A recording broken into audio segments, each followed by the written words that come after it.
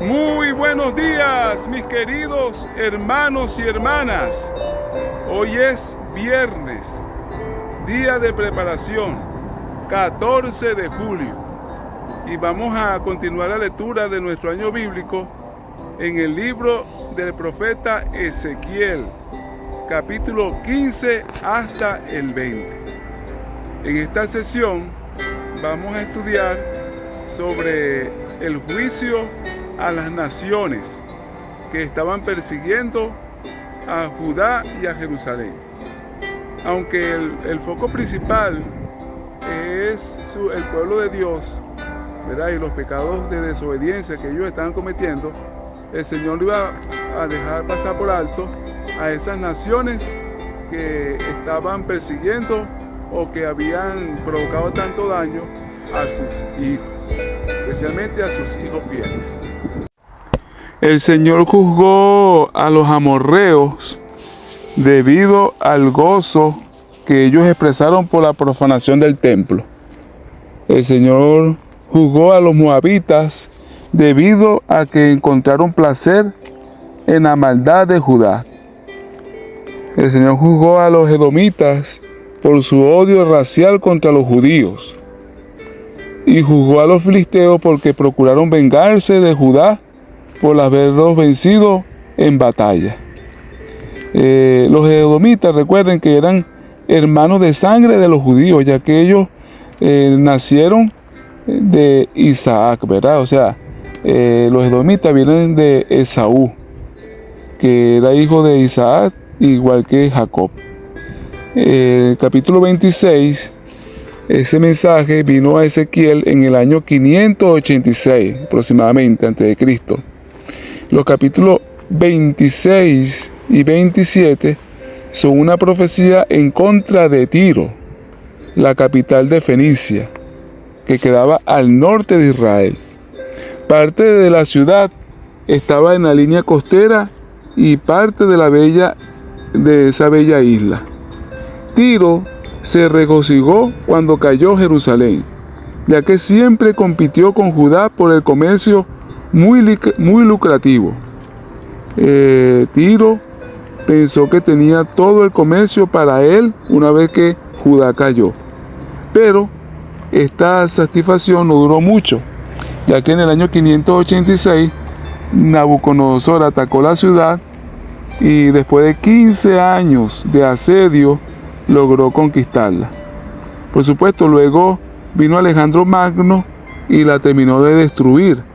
Y lo que pasó con Tiro y Sidón, hermano, demuestra que lo que la Biblia dice se cumple, porque todo lo que se profetizó que iba a ocurrir, ocurrió. De hecho, esa isla más nunca fue habitada como lo fue antes, y llegó a ser un lugar donde los pescadores tienden sus redes.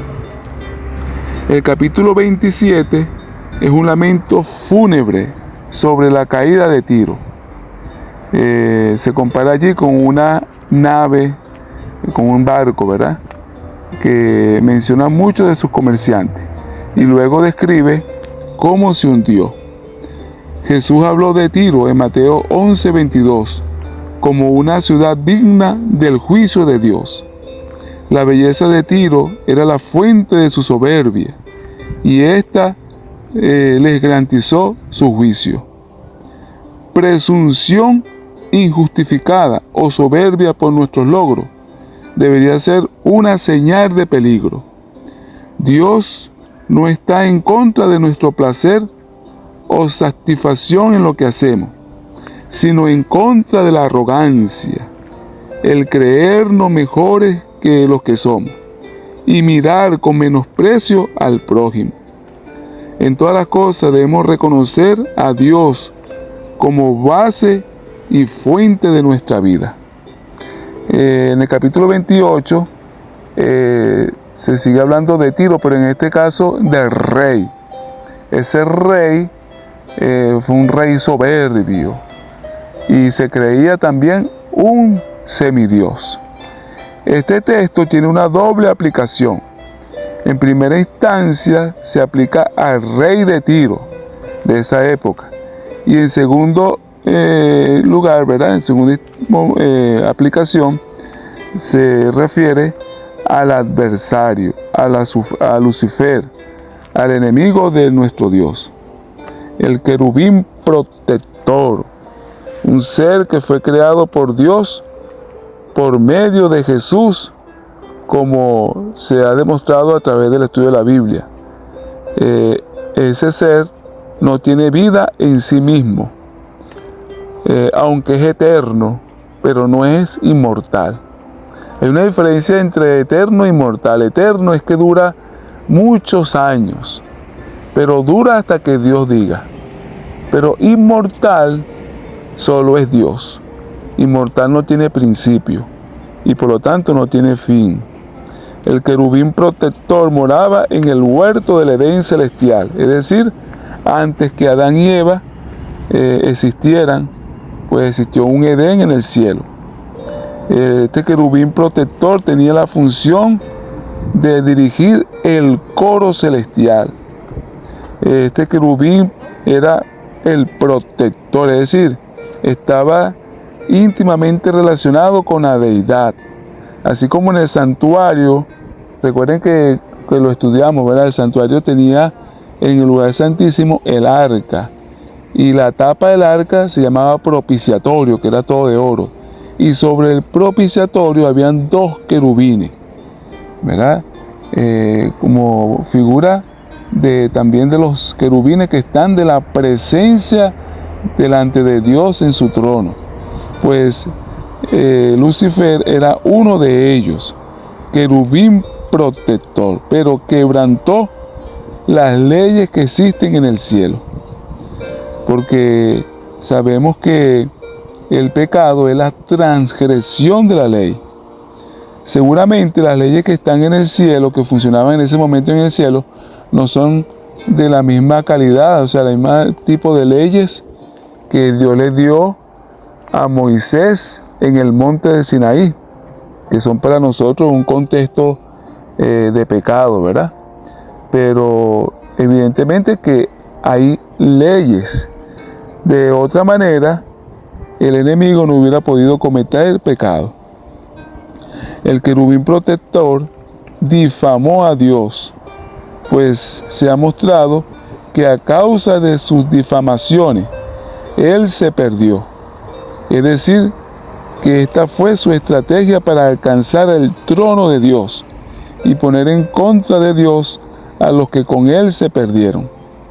Eso se hace después de un estudio exegético de este capítulo y referente a las palabras, las contrataciones, ¿verdad? Lo que llevó el enemigo a la caída. Realmente él difamó al Señor y lo sigue difamando.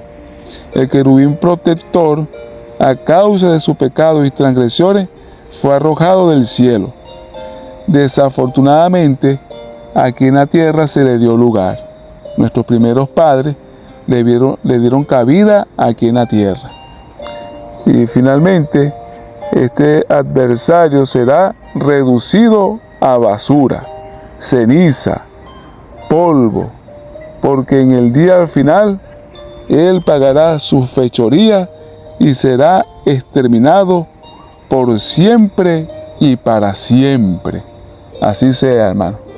Y se acabará la raíz de todo pecado, ¿verdad? Que es el adversario.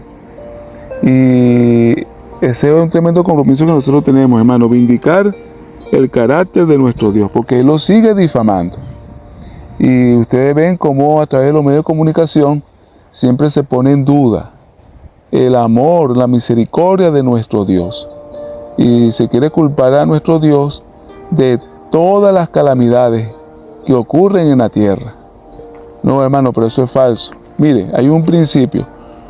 Todo lo bueno que existe, todo lo bonito, todo lo perfecto, viene de Dios. Todo lo bueno.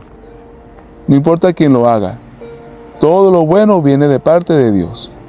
Y todo lo malo viene de parte del enemigo, del adversario. En Dios no hay ni una pizca de maldad. Y en el adversario no hay una pizca de bondad. ¿Ves? Porque no existe la luz y las tinieblas en el mismo espacio, en el mismo momento.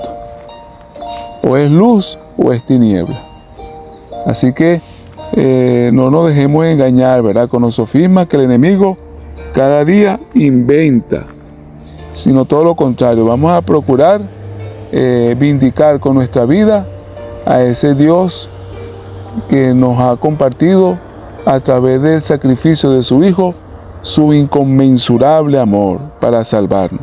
En el capítulo 37 profecías contra esa gran civilización que llegó a ser Egipto. Egipto, realmente ellos se portaron muy mal con el pueblo de Dios, incluso lo esclavizaron 430 años. Era una civilización demasiado idólatra. Ellos, aunque hicieron muchos aportes, ¿verdad?, para la civilización que conocemos, pues no se puede negar que también eran muy crueles contra su propio pueblo y especialmente contra los extranjeros.